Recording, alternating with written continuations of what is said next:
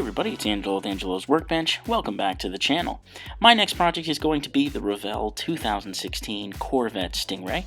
This will be video number 1 of the series. In this video, we are going to open the box, take a look at all the parts, and discuss my plans for the build.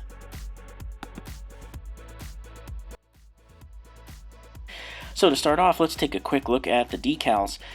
Depicted in the decals are 2 different colors of caliper decals.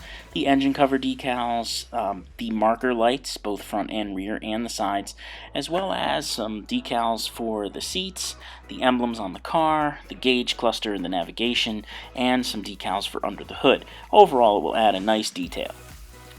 This kit has a relatively low parts count with only 57 parts. So I anticipate this to be a fairly quick build.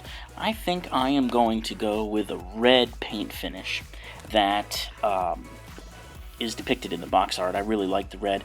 I think we're going to do something different for the wheels. I think we'll ditch the chrome and go with something a little different, maybe a titanium gold perhaps. I'd also like to maybe mark off and paint some Grand Sport stripes. I don't know if you guys remember the C4 Corvettes. There was a Grand Sport and it had these 2 stripes on the front driver's side fender. I think I'm going to try to duplicate those stripes in the same titanium gold as the wheels, and we'll see how that comes out. So continuing on through the parts, the body fit and finish, the proportions of it all seem very, very nice. The chassis is a 2-part design where one part that holds the interior attaches to the other part, which is the underside. So it makes it a little bit easier to paint and detail. The chassis was also mounted together with the engine bay, which will have to be masked off and painted. Here are the seats and the door panels. The door panels are molded separately, which will make detail painting and masking a lot easier. Having the seats as 2 pieces is also very nice as well, so I can do a dark black or a carbon fiber look rear portion of the seat. The engine is a relatively low parts count. It all goes together in just a few pieces and is represented pretty well for a 57 part kit. Here you can see the block and the torque tube, which leads back to the rear, all in one piece. The bottom pan also has the oil pan all molded in. The brake calipers look pretty good. There is some engraving on them that should take some wash pretty well. You also see the suspension parts here, as well as the radiator air intake and the hood scoop. That is a separate piece, which will make masking it very easy. Because it is such a low parts count kit, I think I'm going to really focus on the paint job. We're going to be wet sanding, polishing the living daylights out of it. I really want this car to shine. Here you see that the rear end, the rear suspension components, as well as the exhaust, are all pre-molded in. Once it's completed, if you're very good at masking, it will be able to be detailed up pretty nicely. The advantage to a kit like this with its low parts count is that it goes together easily and quickly. You can use it as a slump buster, a way to get yourself out of a building slump if you're stuck, or it's just a quick weekend build that can be just fun. Here even the windows are pre-finished, which I had this on the C7R kit that I built in an earlier video series, and I really liked it. It gives a very nice, realistic look, and it was in perfect condition out of the box, which I was pleased with. I also like the way that they do the headlights on both the C7R and this kit.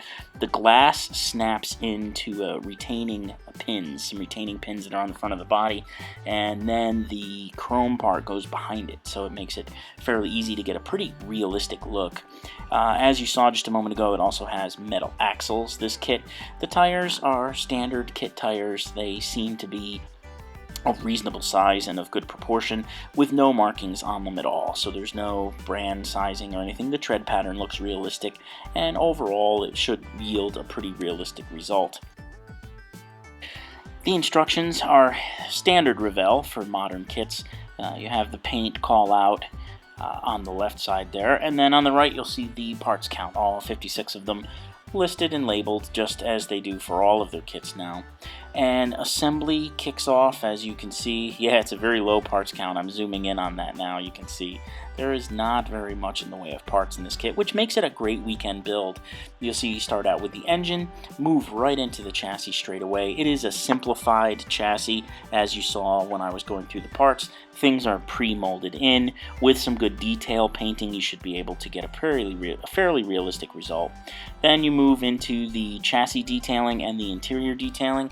You put the wheels on, and you move on to final assembly with the body.